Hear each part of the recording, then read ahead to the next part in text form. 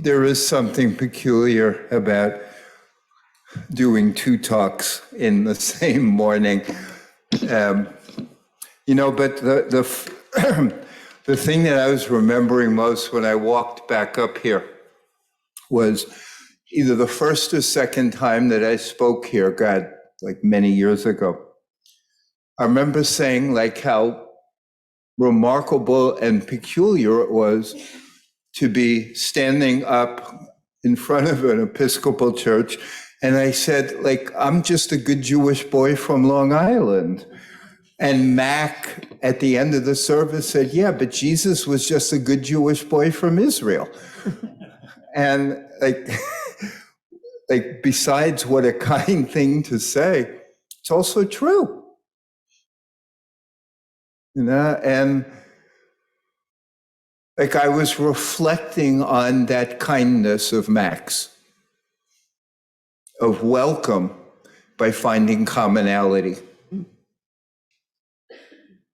Like, certainly the religions of this world would not be known for that, like welcome by finding commonality. Certainly the political patterns in the United States are not horrifying, actually, of finding commonality.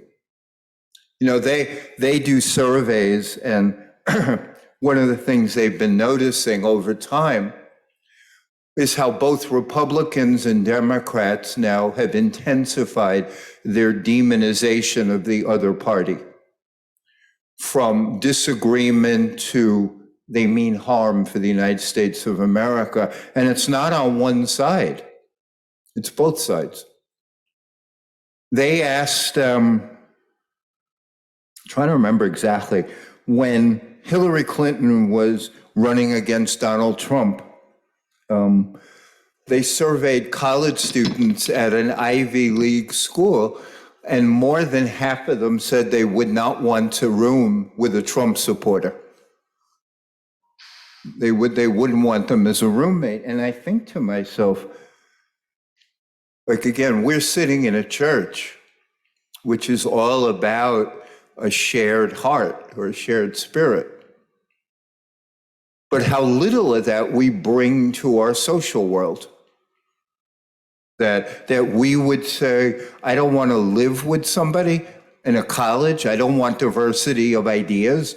I don't want to live with somebody who I think voted for somebody else. That would even be normal, acceptable behavior in a country is peculiar. But the religions, the social groups, we've forgotten the point of, to me at least, we're in a big ball spinning through space, and we don't have a clue what we're doing here, really. We're just on this big ball, and we share it with other people as clueless on the same big ball. And then we make believe that our tiny little interpretation of this big ball explains it. Like we know enough, which is bizarre. We don't know much. But then we divide ourselves into groups that agree with each other's very narrow perception, and then we virtue signal to our group about how affiliated we are with that group. And we forget that we're on a big ball spinning through space for a short period of time, for a very short period of time. And yet our pronouncements, our ideas, our aggressive defending of our rightness and wrongness completely ignores the fact that we're on a big ball spinning through space for a short period of time, and we have no idea how we got here, and we have no idea where we're going after, and we have barely an idea of how to behave here. But our certainty is peculiar, because it's often wrong. It's Like, I talk all over the place. I mean, here again, I'm a Jewish boy from New York speaking in an Episcopal church. I mean, how strange is that? But I talk all over the place. And it takes a minute to recognize that most of the people in the audiences are more alike than different. And I've been to lots of places in the world where they have lots of conflict and lots of hostility, and they all suffer the same. I mean, I've dealt with people from Sierra Leone, like one of the poorest countries in the world, where their life expectancy is about 45. And I've been talked to people who have had their family members killed after 9/11, and they didn't sound that different. And they didn't look that different in grief. And yet, like, we're all so tribal. And also, the worst part of it to me is our self-righteousness about it. So when I read those studies that, I wouldn't want my kid or my thing to live in a college environment where you're supposed to look for new experiences. I don't want them to live with somebody who they don't agree with, which is strange just from the get-go. But then when you look at the data that people from both sides of that politics not only don't trust the other side, but project onto them that they want to do harm. Not that they have legitimate points of view, not that they're different in intention. One of the things that's very interesting is you can put a Republican in a functional MRI machine and show him like buzzwords for the Democratic Party, like pro-choice.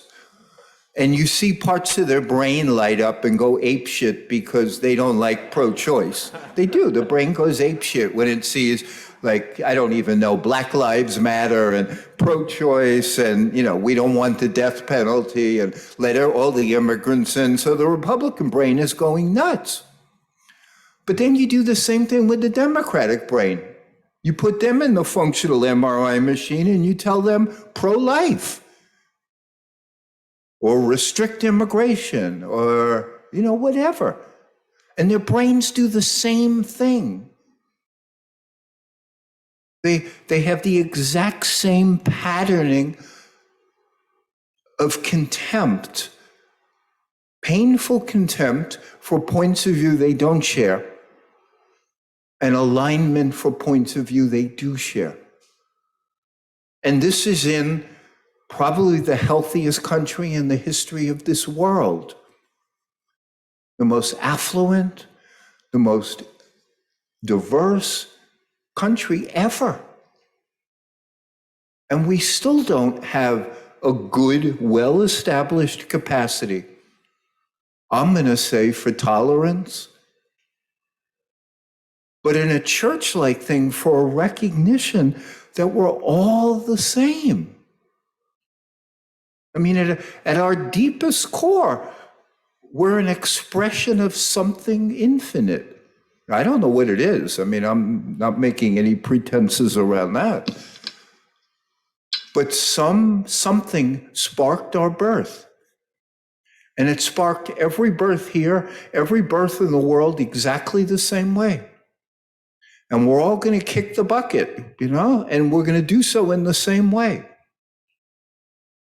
And in between, we're going to want mostly the same things. And yet somehow we've decided that we want to pay attention so scrupulously to how people are different. One of the effects of meditation practice is that it reduces human difference, which is why it makes people calmer and happier. That's one of the positive benefits of meditation practice. You don't see the other quite the same way. It reduces some of the brain's sorting stress, because we're all sorting stressfully all the time. Does this person look like me? Do they share my beliefs? Do they have the same background? Do they believe what I believe? Did they have this experience? Do they have hair? Do they not have hair? What gender are they? We're just sorting all the time before we even decide to breathe in front of another human being. We're holding our breath in fear. Well, when you meditate, some of that dims. You're not quite as reactive and you're not quite as guarded. And your mind isn't on such high alert for the fact that, ooh, this person may not be of my tribe. Now, remember, my son and I went to a football game at Stanford. And he went here. I mean, he was going here to the University of Oregon. And I've taught at Stanford now for almost 30 years. And we were in one of the Stanford sections, and I probably had season tickets. And for whatever reason, Oregon is blowing Stanford out. It was a couple, 7, 8 years ago, and it was like 30-0, like, I don't know, halfway through the second quarter. And every time Oregon scored, my son would jump up and do the O for Oregon and cheer. And after about 4 jump ups, the people around him told him to chill. That this is a Stanford section, son. They said that to him, like, chill. You know, it's okay. You seem like a nice kid. Obviously, your dad word belongs here, but be careful. Like, you're in the Stanford section. And he, you know, he toned it down. Another time, I was with both my kids, and we went to see the Yankees play Boston in Fenway Park. And I grew up a Yankee fan. I mean, you know, I had a grandfather tell me what it was like to watch Lou Gehrig play. I mean, this is like, you know, my whole background. And my kids grew up like with the Yankees. So my daughter, who couldn't have been more than 12 at the time, I don't know, is cheering for the Yankees in Fenway Park. And a couple of people turned around and told her, like, honey, remember where you are. You're in Fenway Park. You can't cheer for the Yankees. You're still a kid. So obviously, you know, you're allowed to make a mistake. But they told her. I mean, they were kind. She was 12 and she was like, she wore a Yankee cap. But they let her know this wasn't her place. And like, another study in Spain, I think it's Spain, sometimes psychologists can be ingenious.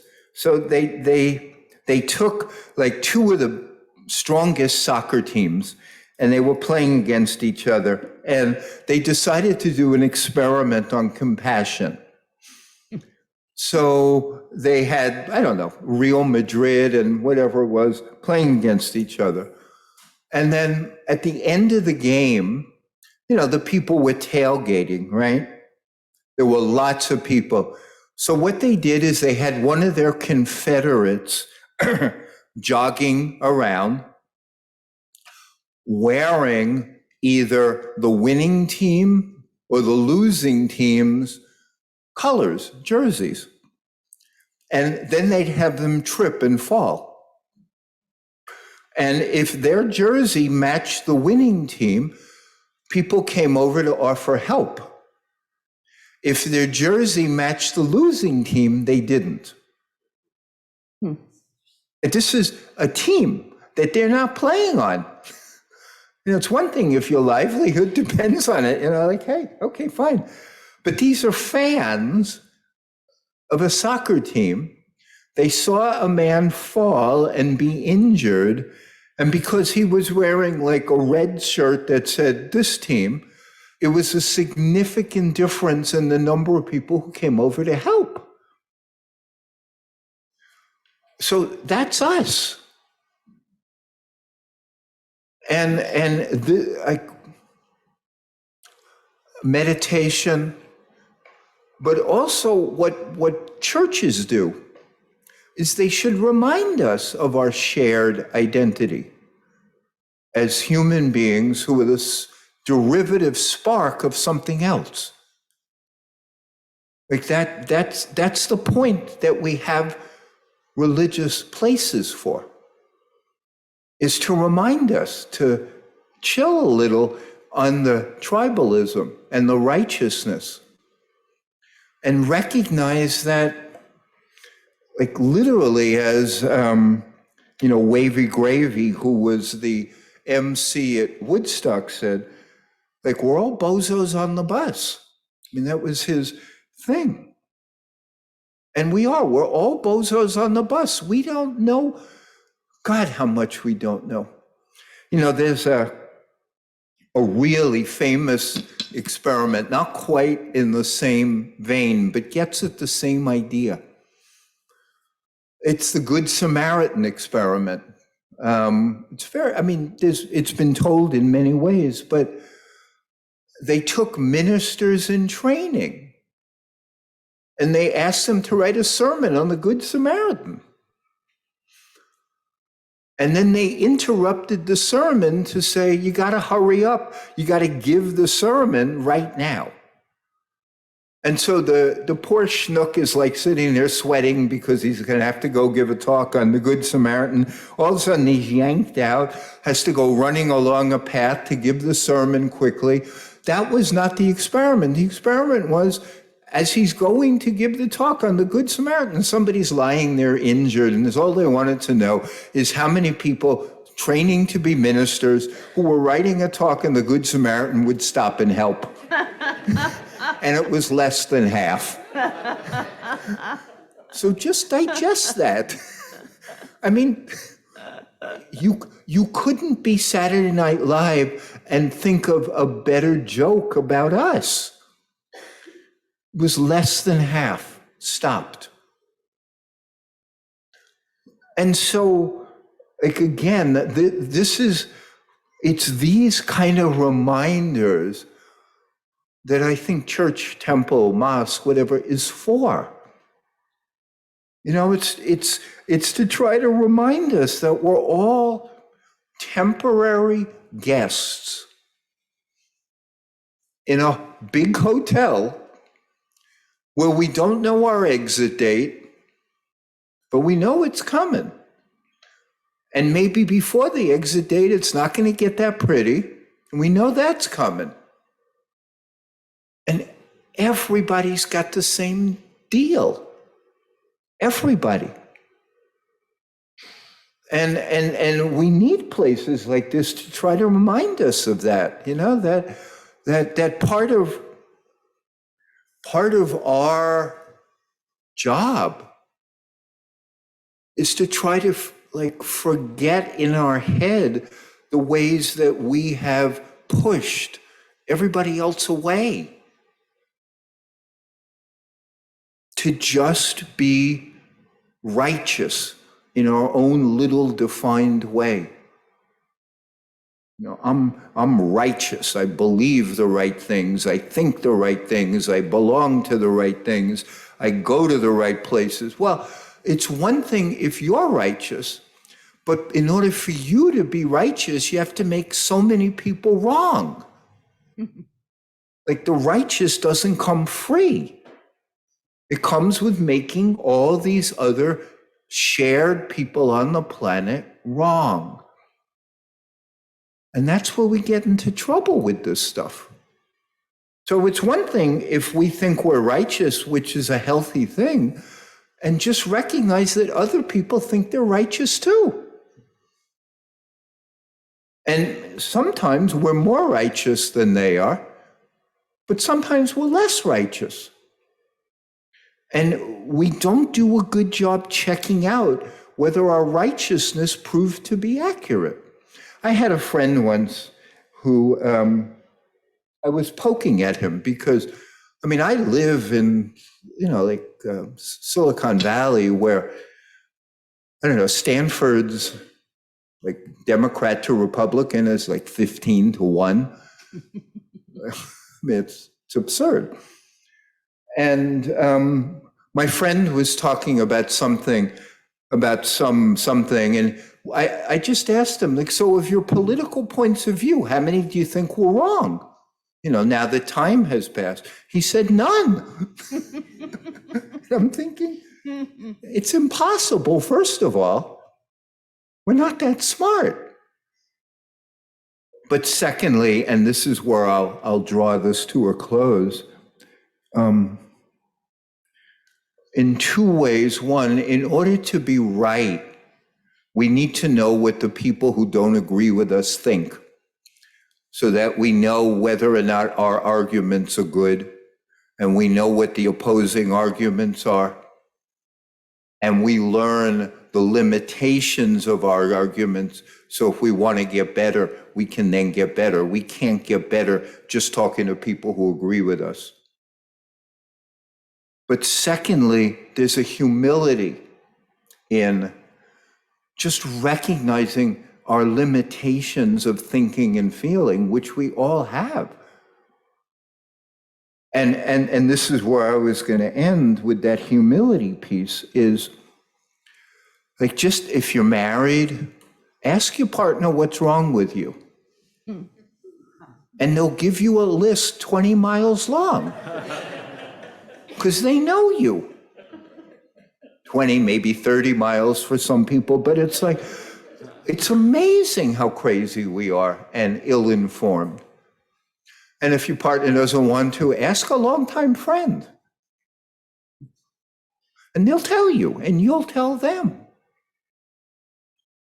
But we lack that curiosity, and we lack that humility. So we don't learn as much as we can from our errors and from the fact that this is a big world with lots of points of view. But the place that I want to end is a place like this, with its reminders of our shared, like, inner landscape, is really to help us connect with that, you know, so that we just have a little more humility about our views of things. Anyway, thank you. I always appreciate coming here. It's, you know, it still is amazing to me to be able to stand up here and not be dragged out by somebody. So thank you very much.